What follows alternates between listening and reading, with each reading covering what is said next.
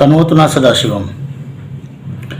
पिछले YouTube में हमने थोड़ी सी चर्चा की थी ईश्वर तत्व विचार पर कि भाई ईश्वर किसे कहते हैं, ब्रह्म किसे कहते हैं और भगवान किसे कहते हैं, और वो फिर किस तरह इस जगत का सर्जन, पालन और संहार करते हैं, और किस तरह ईश्वर तत्व कोई व्यक्ति नहीं है, एक सत्ता विशेष है, ऊर्जा विशेष है।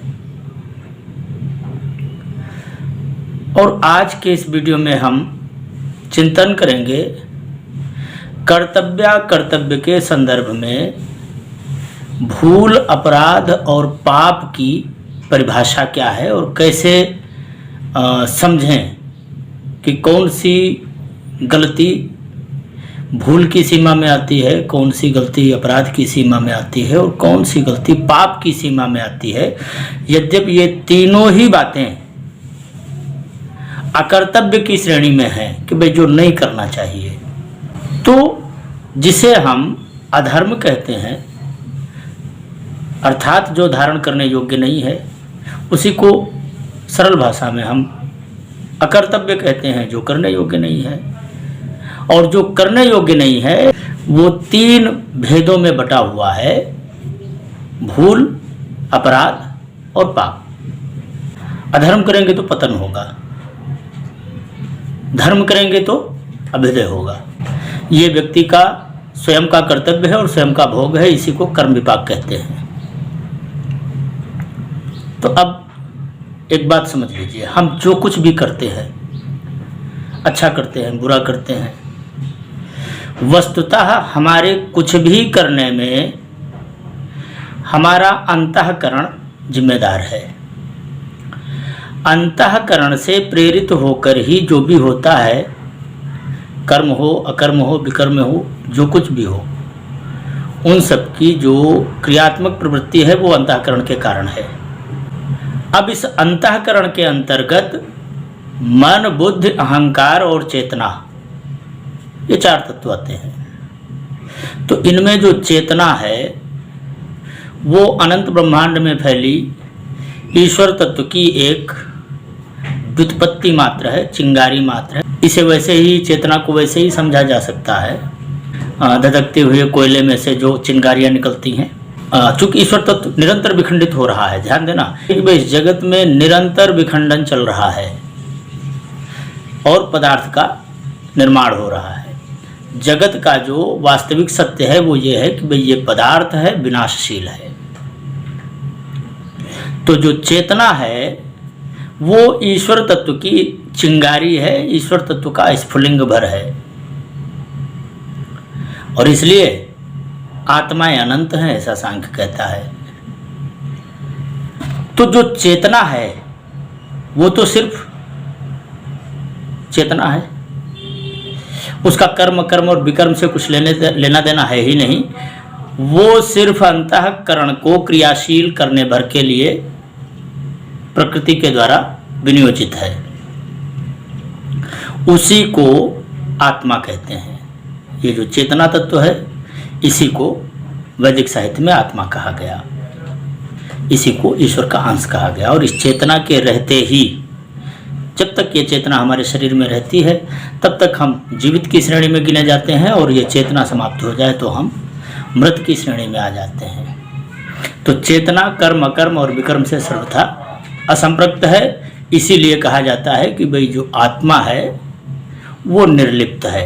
लेकिन इस आत्मा का जो प्रतिबंधन है वो बुद्धि, मन और अहंकार के प्रवाह में निहित है। आत्मा का जो प्रवाह है, जो चेतना का प्रवाह है, वो मन, बुद्धि और अहंकार तीनों के बीच हो रहा है।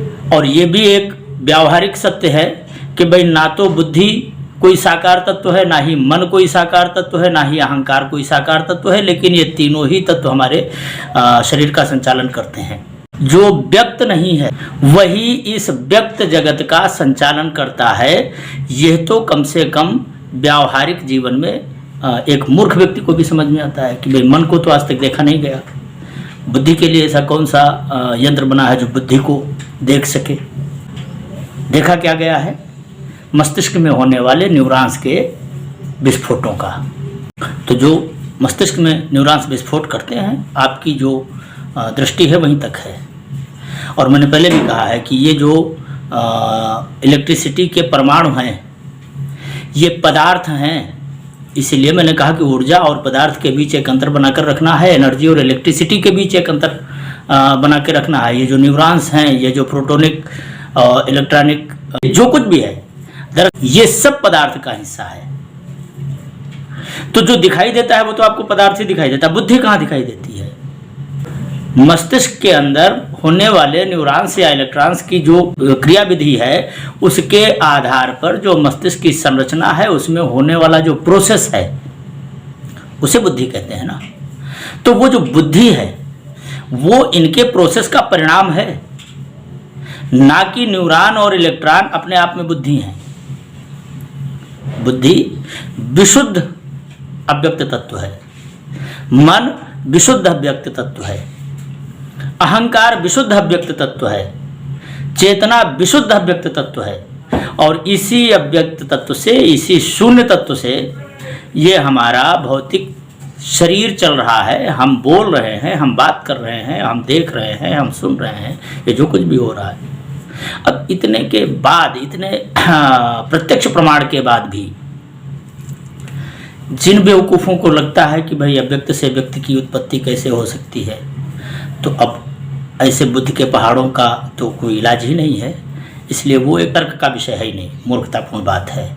इसलिए कहा ना कि तर्क वो करो जिसका कोई आधार हो, और जिस तर्क का कोई आधार ही नहीं है, खाली चादर पर खुदा को बैठाना है, तो वो आपकी व्यक्तिगत मर्जी है, आप जो भी बकना चाहें बकें। तो खैर, हम अपने जीवन में जो कुछ भी करते हैं उस करने का जो मौलिक कारण है, हमारे कर्म का जो मौलिक कारण है वो है अंतःकरण चतुष्टय। अंतःकरण चतुष्टय में बुद्धि, मन और अहंकार। तो बुद्धि के द्वारा जो कार्य होते हैं यदि वो अकर्तव्य हैं तो वो भूल की श्रेणी में आते हैं। मन के द्वारा जब कोई अकर्तव्य होता है तो वो पाप की श्रेणी में आता है। और अहंकार के द्वारा प्रेरित होकर जब कोई कर्म होता है तो वो अपराध की श्रेणी में आता है। या तो आप बुद्धि से प्रेरित होकर कोई कार्य करेंगे, या मन से प्रेरित होकर कोई कार्य करेंगे, अहंकार से प्रेरित होकर कार्य करेंगे, तो फिर जीवन में धर्म की प्रवृत्ति तो होगी ही नहीं।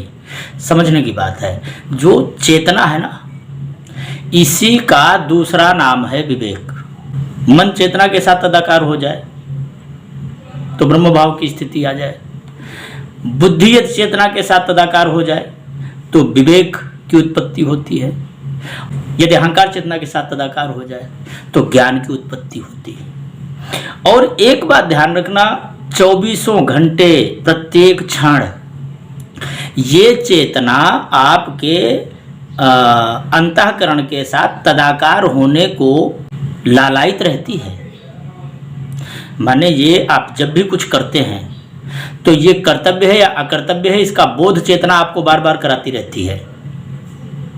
ये जो बोध कराती रहती है ना, यही ईश्वर है। ये ईश्वर आपको बार बार रक्षित करने का प्रयास करता रहता है।